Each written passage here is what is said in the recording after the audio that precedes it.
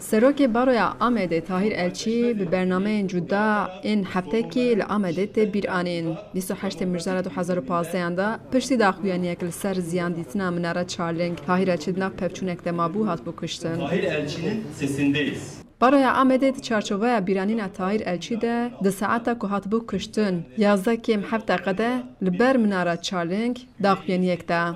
هفجینا تاهیر الچی ترکان الچی ابوقات و پارلمانترین کرجی لور آماده بون. بریا داخویانی دنگ تاهیر الچی هات گهداری کرن. تاهیر الچی نیف ساعت بریا گوره کشتن لبر مناره چارلینگ لسر زیان دیتنا مناره داخویانی ده بو. سروک باروی آمده احمد عثمان داخویانی دا او آنی زمان جتیرمه 2015 انده لترکیه پنگاوک خدار دست بکریه او کشتن تاهیر الچی بو قاناخ کنو که ترکیه جه آشتی و دموکراسی بدور کتیه و ifade کر پولیتیکاین اولکاریه او تندوتوجی جی گفتگوین جبو چارسلیه داگرتیه دناب دو سالانده دناب جواک داجی برینن کور وبونه. Tahir Elçi'nin 2 yıl önce پولیتیکاین اولکاریه و تندوتیجی لشونا گفتگوین چارەسەریە گرتیە.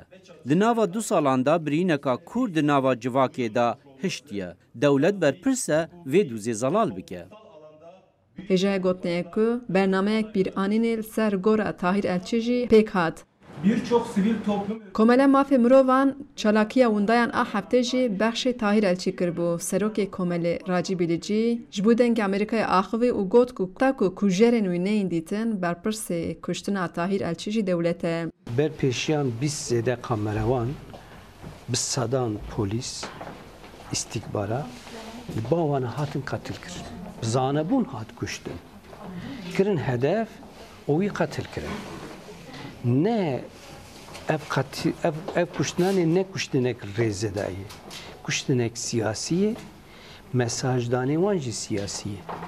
Ji ber wî awayî bi plansazî em dibên hatî qatil kirin û em di wê bawerê dane Tahir Elçî bi bernameyên cuda ên heftekî li Amedê ê were bîranên Xecî Can Farqîn dengê Amerîka Amed.